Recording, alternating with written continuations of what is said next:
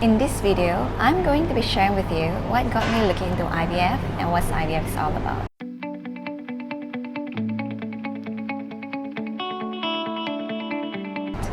Hey everyone, it's Selina here, where I would like to help you in your IVF journey, and as we go along, we may also be improving your fertility, and with that, hopefully, you may not be needing IVF in the end.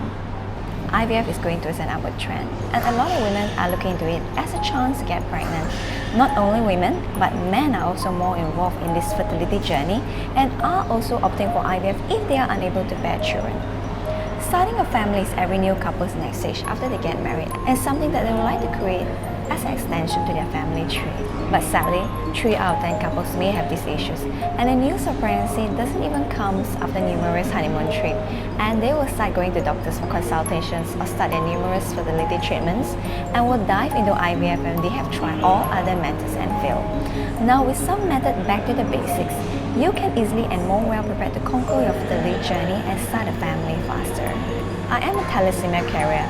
I was also diagnosed with endometriosis 10 years ago, and 6 years ago I was diagnosed with hydrosalpinx.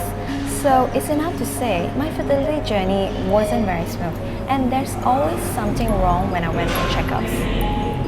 When I first started my fertility treatment journey, I was finding it very hard to cope with. My family doesn't really understand how it is because they have never been through it, and it's very difficult for me to explain how overwhelming it is.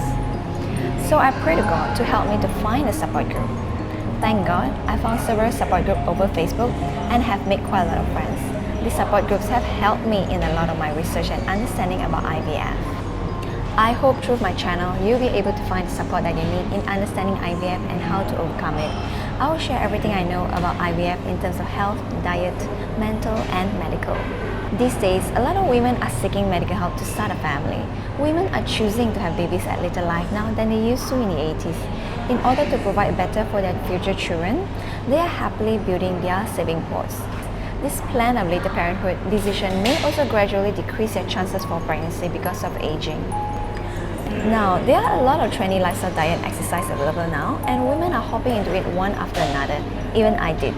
But I still end up not getting pregnant because I didn't receive the proper guidance and wasn't aware how my lifestyle was affecting my chances. Not only that, stress is also the cause of infertility. As women are playing more important roles in the society these days, stress are affecting them and can cause a shutdown of their reproductive system. I consider myself to have 2 very expensive children. Not many people can afford to do IVF, but it's also considered a blessing, and it's also not a very easy way to walk if you compare to a lot of people that can get pregnant drinking every night and going for honeymoons. Because trust me, it doesn't matter how many honeymoon trips I had, the fact is I have reproductive issues. So the first thing first is to accept the fact and work with it.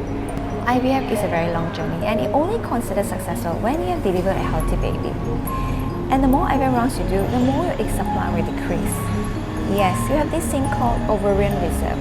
Women have a limited number of eggs in their egg bank, and eggs decline as you do more fertility treatments, so do not waste any of your eggs. Remember that an egg takes 90 days to mature before ovulation, which means it can take up to 3 months for you to increase your eggs quality and also to improve the symptoms of PCOS, irregular period, and endometriosis. Now, as you know, IVF is a procedure where women's eggs are stimulated and collected from the ovary and combined with sperm outside the body in the Petri glass. So when this process of fertilization is done, the embryo form is then transferred to the mother or the surrogacy mom, which is the beauty of IVF to assist women in another reasons where they are unable to carry a pregnancy. After that, you need to wait for the 2 weeks wait, which is the longest wait and crucial moment of your life for the pregnancy line. Now, IVF is a costly procedure and doesn't mean if you have the money to do IVF, you will guarantee to have a pregnancy. There are a lot of key factors for success, and it's not just from the doctors but from the patient itself too. Now, if you're interested to find out about the key factors for successful IVF, then wait for my video out next, where I run through all the factors that contribute to successful IVF so that you can also conquer this journey and be successful in starting a own family. And I will see you soon. Hope you'll be successful in starting a family. Send you lots of love to you and your future babies. Thank you.